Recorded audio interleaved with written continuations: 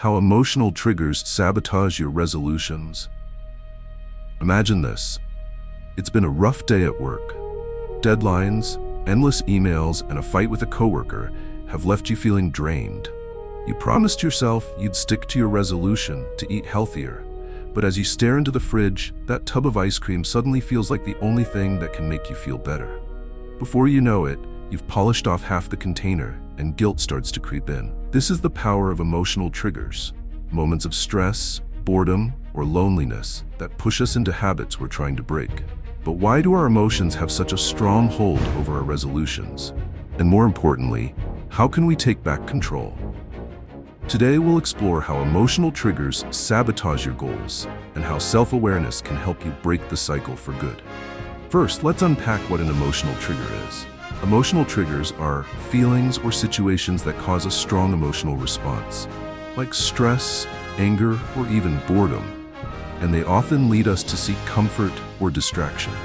Think about it. When you're stressed, you might turn to junk food or binge-watch TV instead of exercising. When you're bored, you might scroll mindlessly on your phone instead of tackling that new hobby you resolved to start. And when you feel lonely, online shopping or social media might feel like a quick fix, even if they don't solve the real problem. The first step to overcoming emotional triggers is understanding how they work. These triggers often hijack your brain's reward system. When you're feeling bad, your brain craves something, anything that will make you feel good, even temporarily. That's why it's so easy to fall back into old habits like overeating, procrastinating, or overspending. But here's the catch. These quick fixes don't address the root cause of the emotion. Instead, they create a cycle of self-sabotage. You feel stressed, so you overeat. Then you feel guilty about overeating, which adds even more stress. It's a vicious loop that keeps pulling you away from your goals. So, how do you break the cycle? The answer lies in self-awareness.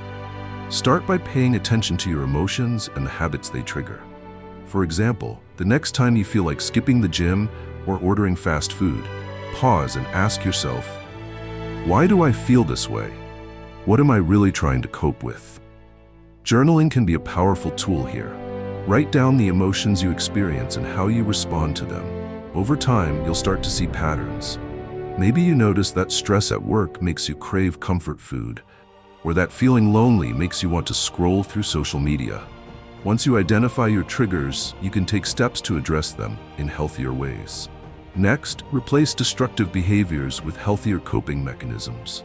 If stress is your trigger, try calming activities like deep breathing, yoga, or going for a walk. If boredom is the culprit, keep a list of engaging activities like reading, drawing, or calling a friend ready to go. And if loneliness is your trigger, focus on building meaningful connections, whether it's through joining a club, volunteering, or reaching out to loved ones. One of the best ways to combat emotional triggers is to create new habits that align with your goals. For example, if stress usually makes you crave junk food, create a ritual where you make a cup of tea or stretch instead. Over time, these new habits will rewire your brain's response to stress, making it easier to stick to your resolutions. Another key strategy is to celebrate small wins. Every time you choose a healthy response to an emotional trigger, acknowledge it. Did you journal instead of stress eating? Celebrate that. Did you go for a walk instead of scrolling through social media? That's a win. These small victories add up and build the momentum you need to stay on track. Here's the takeaway.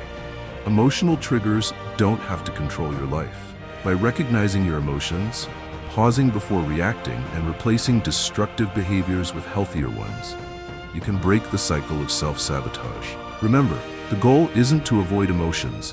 They're a natural part of being human.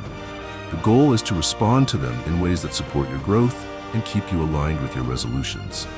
This year, let's stop letting emotional triggers derail our goals. Instead, let's commit to self-awareness, resilience, and healthier habits. Because every time you choose progress over a quick fix, you're building a stronger, more empowered version of yourself. You've got this, one choice at a time. Pause, reflect, rise. If you enjoyed this video, please share it with your friends and your strategies for overcoming the emotional triggers that sabotage your resolutions and New Year goals in the comments below.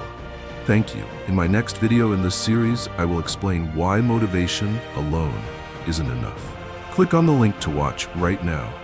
Here's to your success in making this new year the year of lasting change.